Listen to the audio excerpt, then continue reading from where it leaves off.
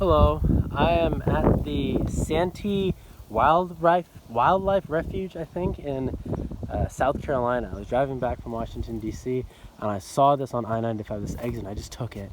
And I just kept driving and driving. I went on a little nature trail there, and so this gorgeous, huge lake.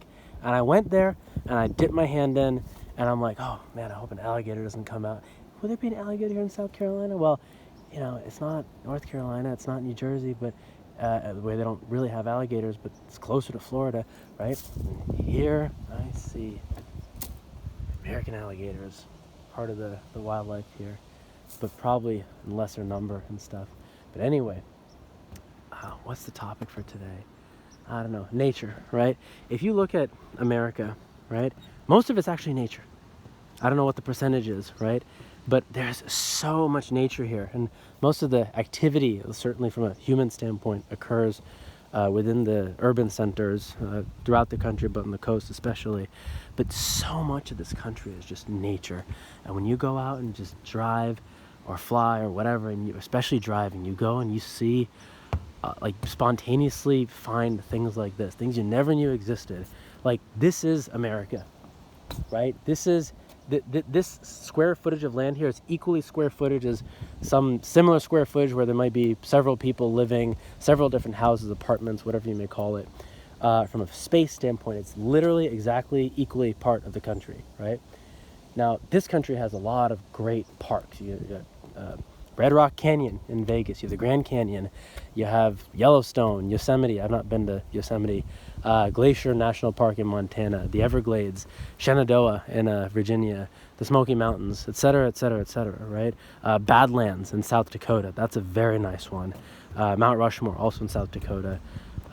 So many nice nature spots, and they're also different, right? The Everglades is different than Glacier Park in Montana. Totally different, right? Thousands of miles apart. Different weather, topography, terrain, etc., right? And this is the nature is just so beautiful, and a lot of people come to nature to connect with themselves spiritually, right? Like, take the Beatles, right? They went to India, they went to an ashram which was on the banks of the Ganges River, right? And there's no technology or anything there, right? Just nature for them to sit and meditate, right? The Santee Indians used to live here, right? But also, 10 to 12,000 years ago, Paleo-Indian hunters and gatherers may have been here, right? Mastodons, mammoths, and sloths were on this land, right? So many different forms of life have come and gone, right? And if you think about oil, right? Oil is reserves of fossils of animals that lived and died millions of years ago, buried so deep underground, but their carbon or their energy footprint or whatever is still there, and it can be, and is turned into liquid somehow, and it can be drilled and extracted and made for energy that can fuel the entire world. And there's so much of it that, like, it's basically infinite, right? Like, it's how many animals was that? How many things, how many people have come and gone on this earth, right? And you're born, you die. You're born, you die. You're born, you die. You're born, you die, right?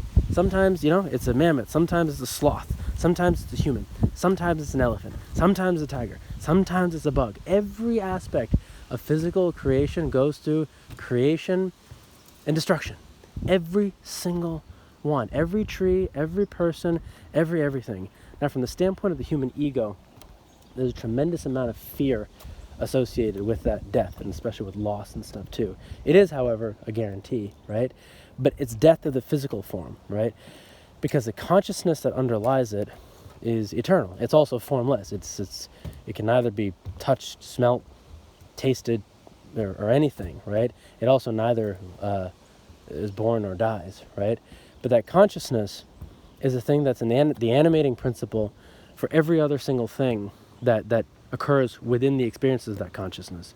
So the consciousness is first, and everything is layered on top of that. Be you young, be you old, be you male, be you female, be you rich, be you poor, be you living on this side of the world or that side of the world, be you living at this time, be you living at the other time, be you dying young, be you dying old. be you a nice person, be you not a nice person, whatever it may be, right? And everything that's overlaid on top of the consciousness is temporal. It's transitory in the ultimate sense, although it doesn't feel transitory in the moment. It feels very solid and very real, right? But who is this guy? Brigadier General Marion. Does he look like he's dead? Of course he looks like he's dead. It's from so long ago, right? Of course. Who's this guy? Dead? Probably. Definitely, right? Of course, right? Everybody from the 1800s is dead, right? That's just how it works.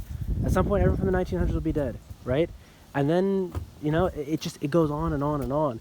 But the fear of death can't be addressed at the level of the ego.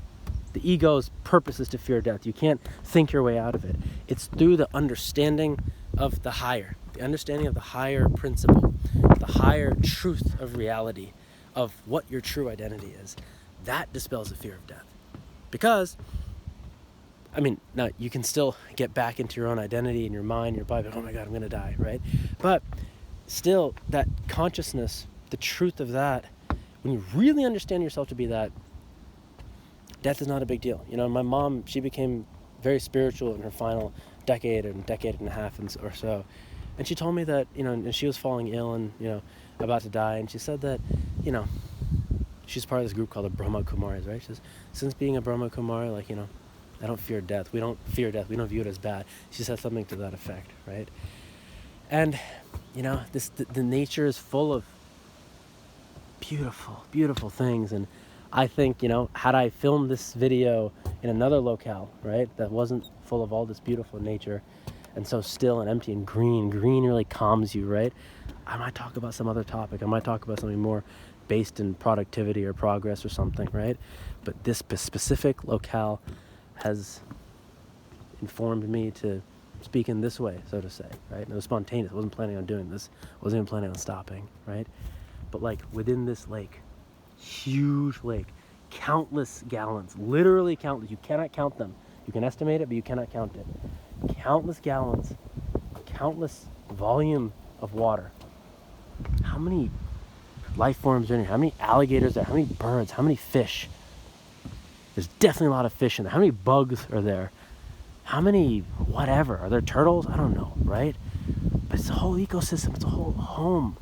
It's a whole place of teeming, thriving life. And it's all under the surface. I can't see anything. Just see a bunch of water, right?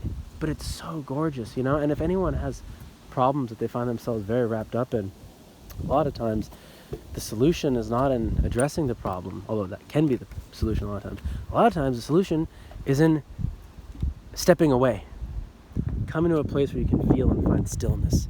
Coming to a place where you can connect with something deeper. And then with new eyes, with a new, rejuvenated, and more informed soul, going back to approach that problem, right? Then a better solution may come up, I went to a church a few weeks ago with a friend, and the pastor was saying, people say, don't just stand there, do something. And what he's saying is, maybe sometimes, yes, just stand there and don't do something. Let God handle it. Have trust. Have universal trust. Have faith in the higher. Have faith that the consciousness that creates and manifests all these things and has created this very physical living structure, including all the clothing and this and that, right? Which is constructed, you and whatever it is that you're seeing and experiencing. Trust that has the highest interest at hand, and that your own interference could be the very thing that sabotages the very thing that should naturally happen, which is therefore not good and therefore out of universal alignment. However, from the highest perspective, even that's part of universal alignment, right? Because everything's in universal alignment. But really adhering to the truth of universal alignment is the thing that brings and generates all the elevation and truth and happiness and goodness and bounty within any person's life, as well as within a global or universal society as well. But what is this universal alignment? It can't be defined with a word. If I were to turn it into a word, which I can't, but even if I were to, someone's mind may then interpret, overlay its own mental conceptions on it, and then distort and pervert it and make it part of their ego, right?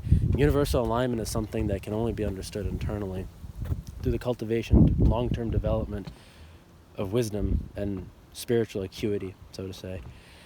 But anyway, and as Eckhart Tolle says, if there's no self, there's no problem. No small self, no little self, no ego construction, right? Then you can really be at one and at bounty and at peace with all that there is, right? So that's what I have to say about that.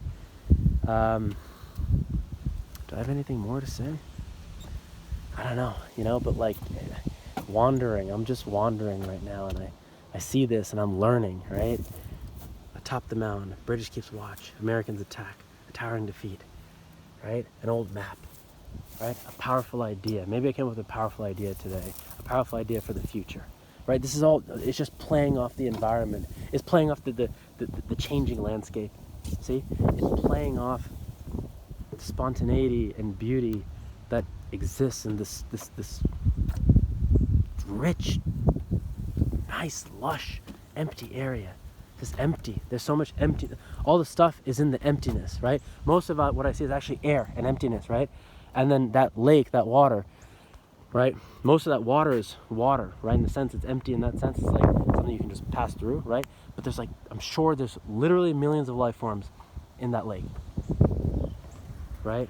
No one's here either. In that sense, it's empty in that sense too. So I can really sit and focus and see these grand and majestic trees, right? All this lush prairie, right? There's some American Revolution battle that occurred here, So imagine there's some, signs over there, right? Imagine American guerrilla warfare and the redcoats fighting right here, right? That happened like 200 years ago. Maybe not the exact spot, but maybe over there, right? And that created the country, right? And that was another aspect of war and life and death and destruction and preservation. Many people's lives were destroyed at this very area. Soldiers on both sides, and the British domination colonially over the American colonies was destroyed, and the American nation was born. Right? That's how it happens. And that type of warfare that I'm talking about is actually not much different perhaps from the highest perspective, as if there's like a predator here that kills another animal, right? Or some animals that kill each other. I mean, as far as we're concerned, they're humans and they have different political interests and this, that, and the other. They have names and so forth, right? But from a certain perspective, it's actually very much the same as just animals on land and fighting for it, right? And then someone dies, right? And that's been happening forever, right? And that's the thing. If you're sitting here fearing death, actively or subconsciously or whatever, it's a losing battle. And again, only with the knowledge of the higher, of the true identity in consciousness, in the eternal consciousness, can those fears be dispelled. And only from that place can the highest wisdom emerge and populate through you. Things you can never thought of or expected, experiences you can never have, a better life to be had for yourself, and that can be spread and shared. One lived with alignment, with truth, and with nothing else.